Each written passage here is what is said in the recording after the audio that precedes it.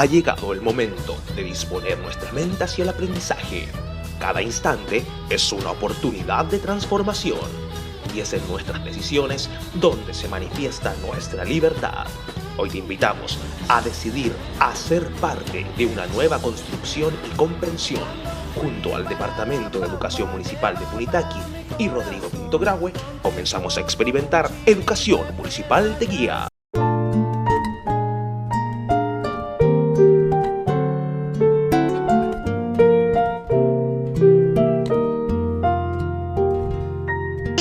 Querida familia punitaquina, viernes 23 de octubre y les damos la más cordial bienvenida a cada uno de ustedes a un nuevo capítulo de su programa Educación Municipal Te Guía. Saludamos a todos los niños, niñas, jóvenes y adultos que ya están conectados en sus hogares a través de Radio Panorama 97.7 y también a través de la www.radiopanorama.cl. Agradecemos y saludamos también a quienes posibilitan que toda la información pedagógica, educacional e integral llegue a tus oídos. Saludamos al Departamento de Educación Municipal de Punitaqui, a la Escuela Bélgica, Escuela Teresita de los Andes. Saludamos también al Liceo Alberto Gallardo Lorca, Salas Cunas, Jardines Infantiles y por supuesto a cada una de nuestras escuelas unidocentes del sector rural. Finaliza la semana, momento oportuno para continuar experimentando un maravilloso proceso de aprendizaje junto a Fundación Educacional Amanda y su gran equipo de trabajo. Y como cada viernes estaremos junto a la doctora Amanda Céspedes, neuropsiquiatra infantil, gran profesional de la educación, investigadora, escritora y presidenta de Fundación Educacional Amanda. Muy buenas tardes, doctora, un gusto como cada viernes estar junto a usted. ¿Cómo está? Muy buenas tardes, Rodrigo. Aquí estamos, encantada nuevamente de estar con nuestra querida comunidad punitaquina y bueno, dispuesta a seguir conversando acerca de esta farmacia interminable que es los tónicos para la inteligencia.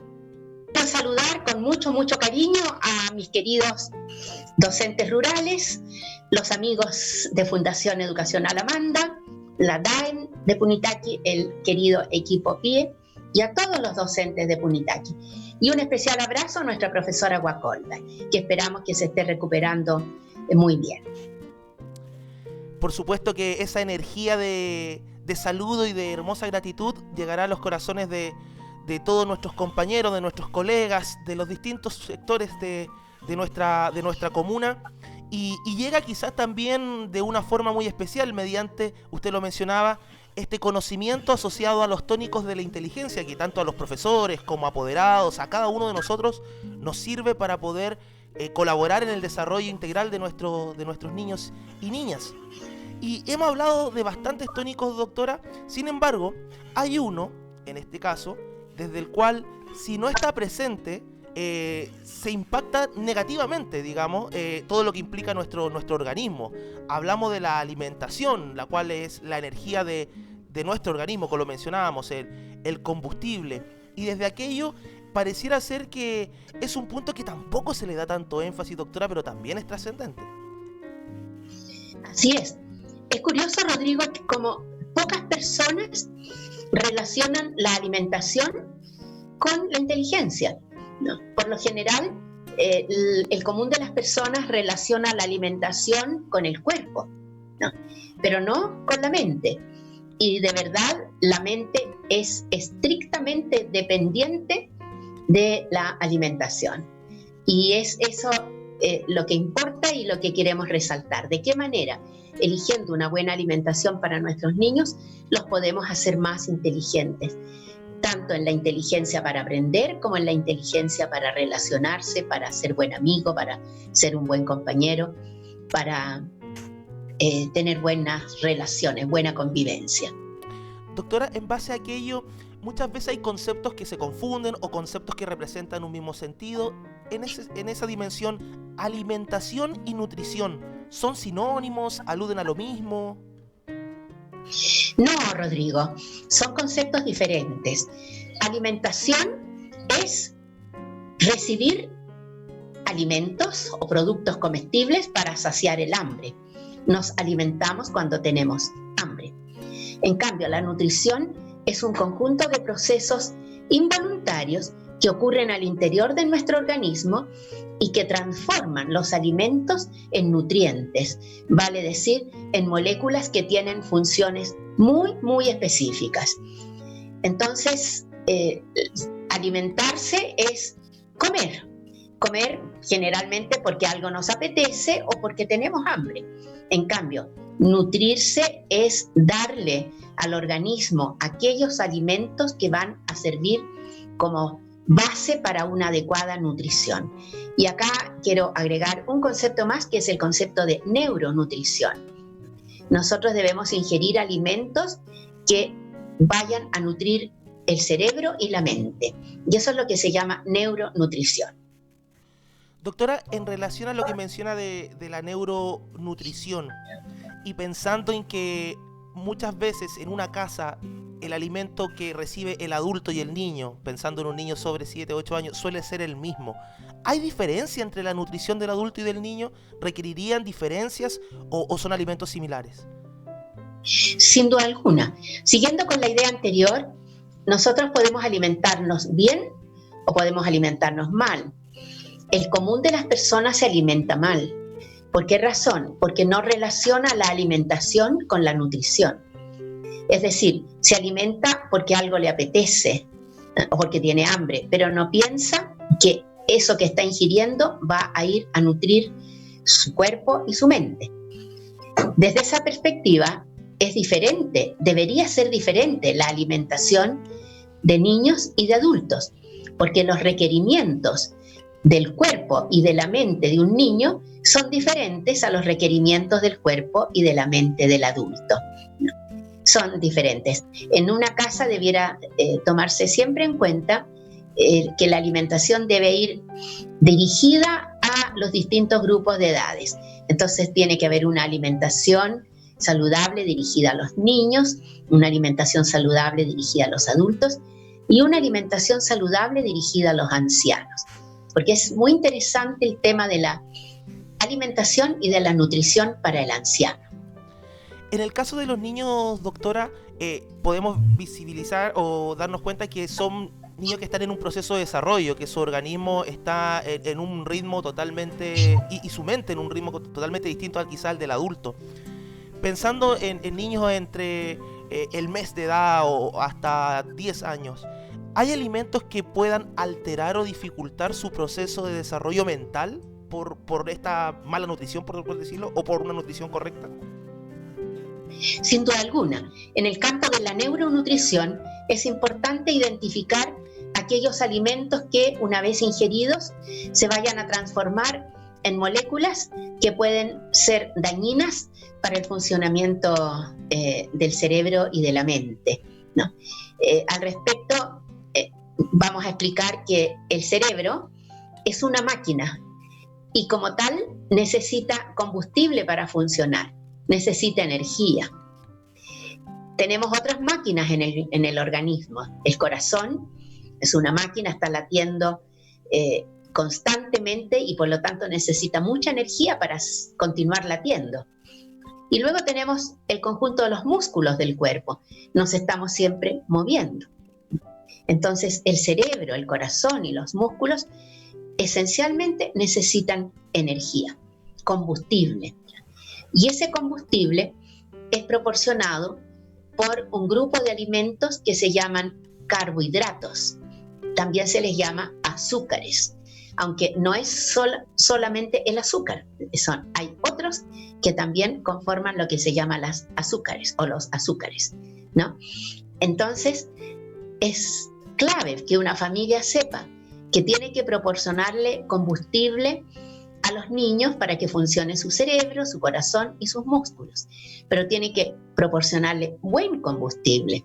Yo veo que muchas veces las familias se encargan de darle la mejor gasolina al auto, ¿no? Para que el auto funcione impecable, pero en cambio le están dando muy mal combustible a los niños, ¿no? Y por lo tanto están boicoteando el funcionamiento adecuado de su cerebro y de su mente. Miren, muy interesante lo que señala, doctora, ya que muchos de los conceptos que uno escucha acá, lo habitual es: voy a comer algo para que me quite el hambre. y el hambre lo quita cualquier cosa. Y si uno no tiene hambre no va a ingerir otro alimento, entonces al final se transforma en un círculo en el cual no estamos entregando esa energía que es vital. Así es. Hay un dicho que es muy sabio que dice que hay que comer para vivir y no vivir para comer. Hay personas que viven comiendo porque dicen que de esa manera son felices, pero no se preguntan qué voy a comer, ¿no? Solo comen y comen lo que les apetece. Y muchas veces lo que nos apetece no es sano. Eso ocurre muy frecuentemente. Por ejemplo, tomando la idea anterior, los niños necesitan combustible para mover su cerebro, sus músculos, su corazón. ¿Y cuál es ese combustible? Como decíamos, son los hidratos de carbono.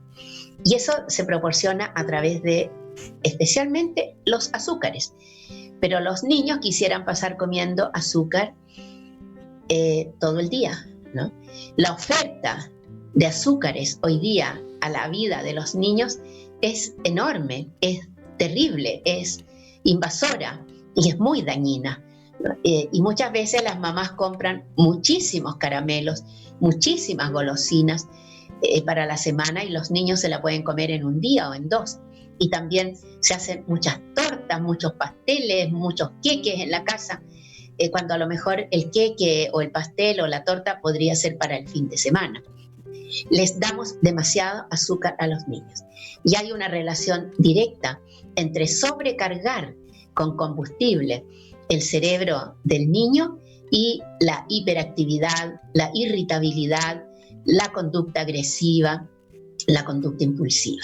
Entonces ahí tenemos un ejemplo de que si solamente le damos el gusto al niño que coma lo que quiera, vale decir que se alimente, ¿no? Pero no que se nutra, podemos estar cometiendo un grave error. Y volvemos al tema de los hábitos, como en el programa anterior cuando hablábamos del tónico del sueño.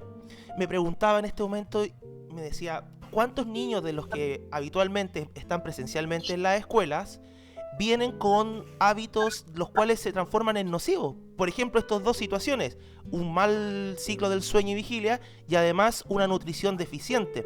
Sin embargo, las explicaciones que nos damos del por qué le sucede cierta cosa puntual se aleja totalmente de estas dos variables por considerar como causante o que tengan una intervención directa. Así es. Por ejemplo, una situación muy común es que los niños se vayan a la escuela sin tomar un desayuno saludable, ¿no? Muchas veces toman un té, ¿no? o un caramelo, un yogur y nada más, ¿no? Y se van a clases. Es probable que las 2 primeras horas estén muy inquietos porque les falta el combustible, pero luego al recreo es probable que ingieran más azúcar de la que debieran haber ingerido, y las próximas 2 horas van a estar muy inquietos por exceso de azúcar. Entonces tenemos una situación en que el niño se está alimentando mal, ¿no? Y ese concepto hoy día es muy importante tenerlo presente. Las personas en general se alimentan mal y alimentan mal a los niños. ¿Y qué significa alimentarse mal? Alimentarse de manera no saludable. Y la explicación a esto es porque desconocen que a partir de los alimentos nos vamos a nutrir. Los nutrientes tienen que venir de los alimentos. Profesora, doctora en este caso, en lo que refiere a la presencia de los niños en los establecimientos y hoy en día la ausencia de ellos, que están en sus casas, en donde a lo menos quizás en la escuela se puede tener cierto grado en el buen sentido de la palabra, de control sobre la alimentación en momentos específicos, desayuno y almuerzo. Sin embargo, sabemos o nos imaginamos que muchos niños van a perder esa rutina o esos hábitos o ese tipo de alimentos que venían ingiriendo porque se relajan los ambientes, aparecen más las frituras en los hogares, etc. Después de un año con esa dinámica, pensando en que no están presentes, ¿habrá algún tipo de consecuencia a nivel cerebral? Porque sabemos que orgánicamente se va a notar con un sobrepeso, pero mentalmente ¿habrá algún impacto que después vaya a ser una barrera o consecuencia en adquirir nuevamente procesos académicos formales? Sin duda alguna, hay consecuencias. Hay consecuencias a plazo inmediato, hay consecuencias a mediano plazo y hay consecuencias a largo plazo. Y esas consecuencias a largo plazo tienen que ver precisamente con que la estructura cerebral no se desarrolló bien, sobre todo en periodos en los cuales el cerebro se está desarrollando de manera muy, muy activa, ¿no? Voy a poner un ejemplo. Si en una casa se proporciona a los niños muchas grasas, pero estas no son grasas buenas, sino que son grasas malas, y las grasas malas son las grasas llamadas trans, las grasas industriales, ¿no? Productos industrializados, y también demasiadas grasas animales, por ejemplo, mucha carne con grasa animal. Esas grasas malas obstruyen, dificultan el adecuado desarrollo cerebral, especialmente en la formación de la mielina, ¿no? Y en el funcionamiento de conexión entre una célula cerebral y la otra, lo que se llama la conectividad, ¿no? En cambio, en otra casa un niño puede consumir muchas grasas, pero son grasas buenas. Y esas grasas buenas están ayudando a que el cerebro se desarrolle bien, ¿no? ¿Y cuáles son las grasas buenas? Tienen un nombre, se llaman grasas poliinsaturadas. Poli significa mucho e insaturado significa que no están saturadas, ¿no? Sería un proceso de saturación, un proceso químico. Las grasas poliinsaturadas se reconocen porque son grasas líquidas, no sólidas. Por ejemplo, la mantequilla tú la guardas, pero no la guardas en una botella, la guardas de otra manera porque es sólida, esa es grasa animal. En cambio, el aceite de oliva, ¿no?, se guarda en una botella, no es sólido. Ese es un aceite bueno, es un aceite poliinsaturado. Lo mismo cuando los niños comen palta, ¿no? La palta tiene aceite, pero ese aceite es líquido, salen gotitas de aceite de la palta. O el aceite que contienen las nueces o las almendras. Esos son grasas buenas. Entonces, a veces la gente dice, no hay que comer grasa, las grasas son malas. Es que depende de qué grasas buenas o grasas malas. Uno podría comenzar el desayuno con muchas grasas, en la medida que sean grasas buenas, ¿no? La yema de huevo contiene grasas buenas y también un poquito de grasas malas, ¿no? Pero la yema de huevo es muy, muy saludable para los niños. Y si el huevo se lo comen entero, la clara le proporciona proteínas.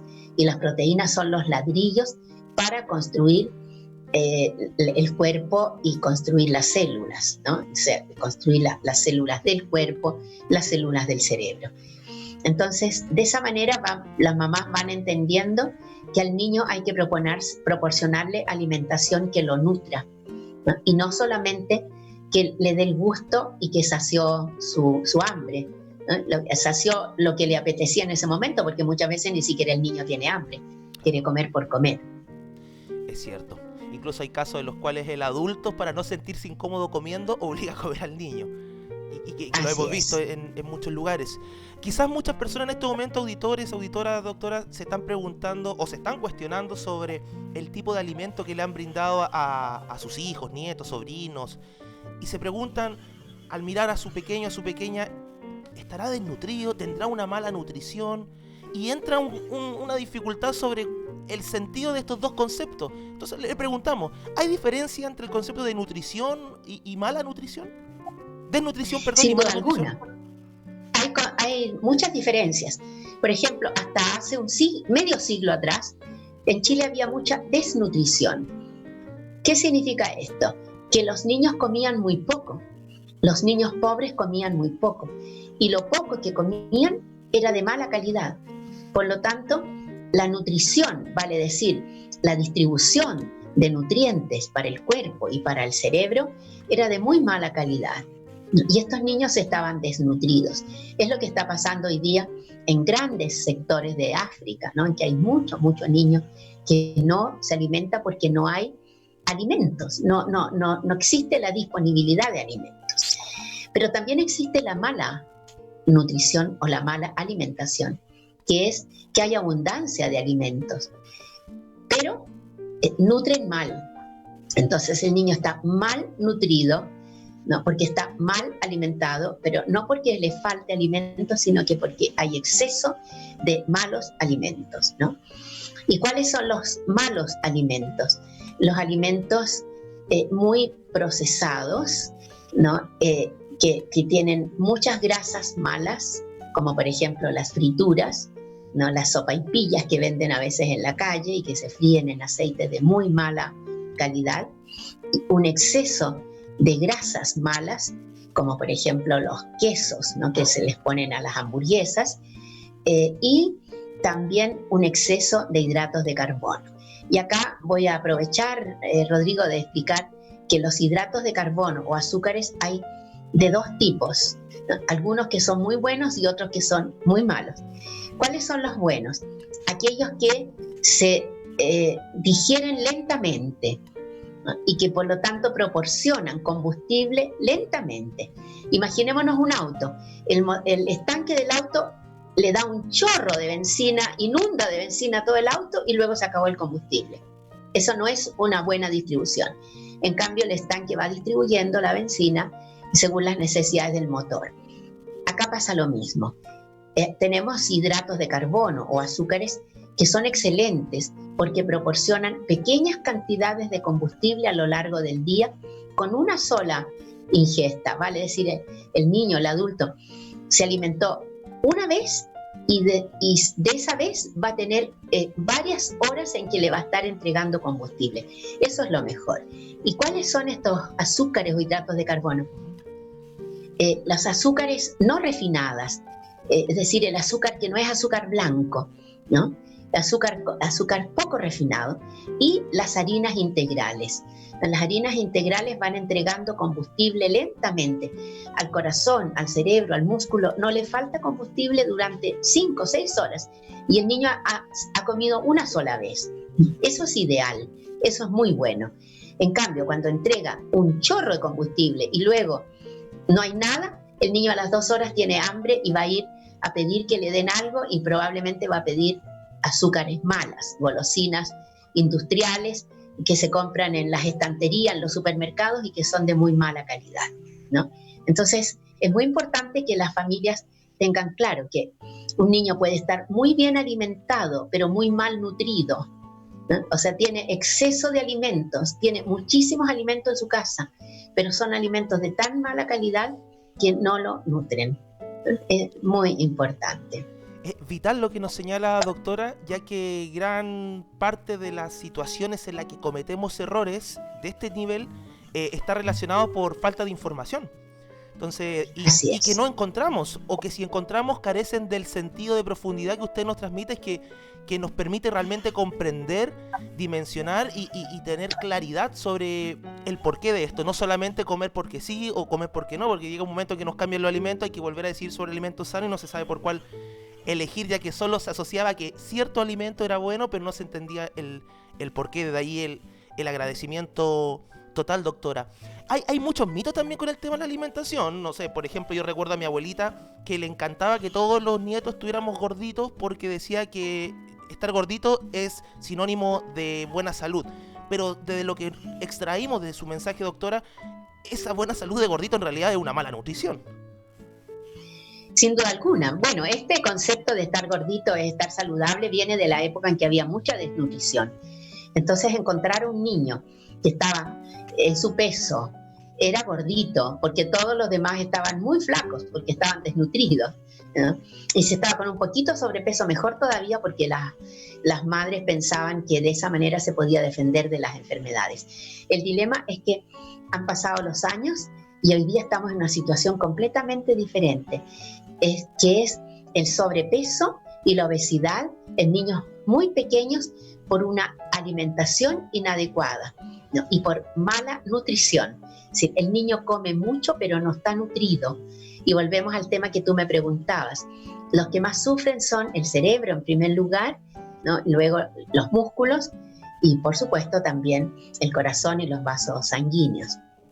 Entonces, en este momento en Chile y en otros países tenemos una mala alimentación. Y acá hay varias causas. Una es que tenemos exceso de oferta, ¿no? Exceso de oferta. Yo sé, y me están escuchando algunas mamás, que hay niños que viven en lugares apartados de Punitaqui, pero que hay un día a la semana en que la mamá va a ir a Punitaqui al supermercado. Y ese día los niños no quieren ir a la escuela. ¿Por qué?